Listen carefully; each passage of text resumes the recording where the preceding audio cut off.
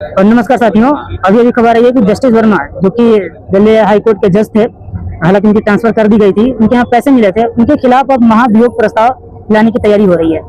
दरअसल आपको हम बता दें कि जजेस को सरकार नहीं हटा सकती, उनको हटाने के लिए एक नियम है जो पार्लियामेंट के थ्रू प्रोसीड किया जाता है। हम इम्पीचमेंट इसको कहते हैं, जजेस का इम्पीचमेंट होता है, यानी महाभियोग होता है, और ये प्रस्ताव जब पारित होता है तब जाकर जजों को हटाया जा सकता है। तो आर्टिकल 217 के अकॉर्डिंग जो कम से कम 100 मेंबर पार्लियामेंट में, लोकसभा में, अगर लोकसभा से इम्पीचमेंट को स्टार्ट किया जा रहा है तो लोकसभा के कम से कम 100 मेंबर हो जो साइन कर दें तो इम्पीचमेंट का प्रोग्राम शुरू होता है।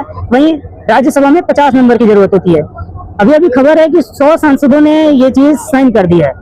तो क्या होगा, इम्पीचमेंट होगा इनके खिलाफ, और क्या जस्टिस वर्मा के वो जज बनेंगे जिनके खिलाफ सबसे पहली बार इम्पीचमेंट कंप्लीट होगा और उन्हें इम्पीचमेंट के थ्रू बाहर निकाला जाएगा।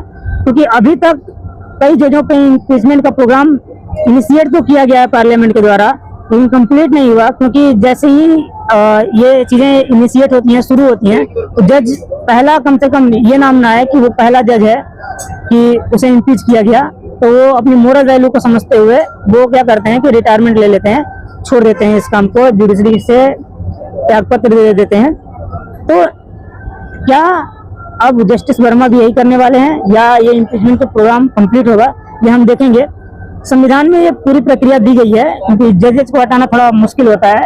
एक्चुअली ये सेपरेट बॉडी है, इंडिपेंडेंट काम करती है, क्योंकि ये लोगों के लिए काम करती है। अगर सरकार इनको चुनने लगे और सरकार ही इनको हटाने लगे तो होगा कि जो जज है वो थोड़ा बाइट हो जाएगा, सरकार की तरफ झुका रहेगा। लेकिन इसी चीज को रोकने के लिए इन चीजों को प्रोसेस किया गया है ताकि सरकार इन पे नौकरी से हटाने का और बाकी चीजों का दबाव न बना सके, इसलिए इतना लंबा प्रोग्राम किया गया है। तो जब जजेस को हटाने के लिए महाभियोग प्रस्ताव लाया जाता है, कम से कम 100 लोकसभा के मेंबर को पहले साइन करना होगा अगर इम्पीचमेंट को लाना है। तो फिर मेजोरिटी से अगर ये पास हो जाता है कि नहीं इम्पीचमेंट सही है और होना चाहिए और पूरी तरह से प्रॉपर, अब जब ये प्रक्रिया हो जाती है तो जज को अपनी जॉब को छोड़नी पड़ती है। और अभी तक भारत में ऐसा कभी नहीं हुआ कि कोई जज इम्पीचमेंट के थ्रू अपनी नौकरी को छोड़ा हो। हाँ, इनिशिएट जरूर हुआ है लेकिन कंप्लीट कभी नहीं हो पाया है।